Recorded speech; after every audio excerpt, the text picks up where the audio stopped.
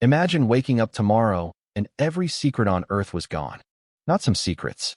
All of them. Every private thought someone had written down. Every conversation held behind closed doors. Every deal made in darkness. Everything a person had done that they hoped no one would ever find out about. Every lie told to protect a reputation. Every truth withheld to protect a relationship. Every calculation made in private that looked very different from what was said in public. All of it visible. All of it known. All of it everywhere at once. Most people's first instinct is that this would be good.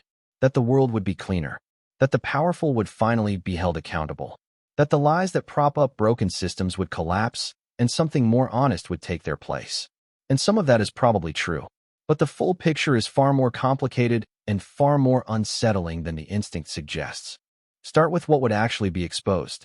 The corruption would be visible. Yes. The hypocrisy of politicians and executives and institutions. Yes. But so would the private fears of ordinary people.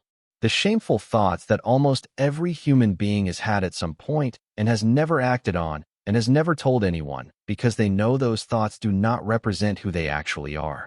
The private grief of people who present strength in public. The quiet desperation of people whose lives look fine from the outside. The resentments inside marriages. The doubts inside friendships. The calculations inside acts of apparent generosity. Psychologist Erving Goffman spent his career studying what he called the presentation of self. His central insight was that social life depends on a distinction between the front stage and the backstage. On the front stage, people perform the version of themselves that the social situation requires. In the backstage, they are something more unguarded and more complex. Goffman argued that this is not hypocrisy. It is how human social reality actually works. Every relationship you have exists partly because both people are managing what they reveal and what they conceal. Privacy is not a violation of authenticity. It is the condition that makes sustained social life possible. Remove the backstage entirely, and the front stage collapses too.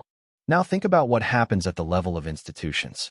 Some would be destroyed, and probably should be, but others would become impossible to operate at all.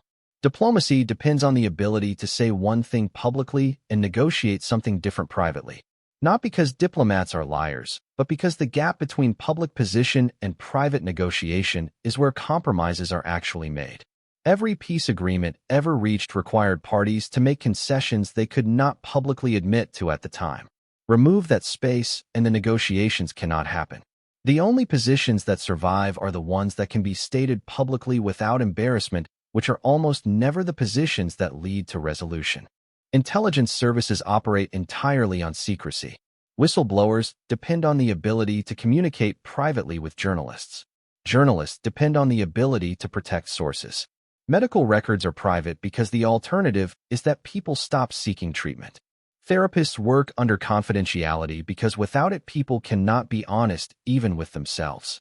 Philosopher Sissela Bok spent years studying the ethics of secrecy and deception. Her conclusion was not that secrecy is always good. It is that secrecy and privacy are foundational to the possibility of inner life. The capacity to have thoughts and intentions and feelings that are not immediately visible to the social world is not just a practical convenience. It is what makes a self possible in the first place. You cannot develop as a person without a protected interior. You cannot form genuine beliefs and values without the ability to hold them privately before testing them publicly. The person who has no secrets is not more authentic. They are less developed. Now think about what this world would actually look like in the hours and days after the disclosure. The initial exposure would not produce accountability. It would produce paralysis. There would be too much information to process. Too many revelations arriving simultaneously. The meaningful would be buried under the trivial. The significant would be lost inside the overwhelming. Human attention cannot scale to process everything at once, and so the result would not be clarity. It would be noise. It would be a world in which nothing could be trusted because everything had been exposed, and the interpretation of everything had become contested. And then the social violence would begin.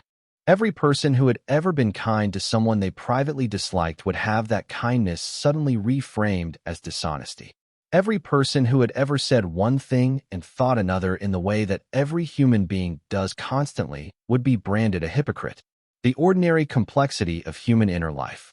The gap between what we think and what we say, the distance between our impulses and our actions, would be treated as moral failure across the board, and the rage would not be selective.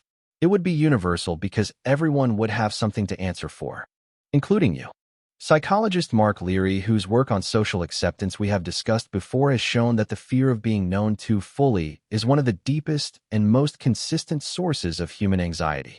Not because people are hiding terrible things, but because the unfiltered interior of almost any person contains enough contradiction and inconsistency and darkness to be misread and condemned by someone determined to condemn it. The world without secrets would not be a world of radical honesty. It would be a world of radical exposure. And those two things are very different. Radical honesty is the voluntary choice to share what is true in service of genuine connection. Radical exposure is having everything taken without consent and processed by people who did not ask to receive it and who lack the context to interpret it fairly. And yet, and this is the tension that sits at the heart of this question, secrecy is also the condition that makes abuse of power possible. The powerful hide behind privacy. The corrupt operate in darkness. The systems that exploit people survive because the people inside them can conceal what they know. Every mechanism of accountability we have developed depends on the forced disclosure of information that powerful actors wish to keep secret. Without the possibility of exposure, there is no accountability. Without accountability, there is no justice. So the world with no secrets would be chaotic and violent, and would destroy much of what makes human social life function.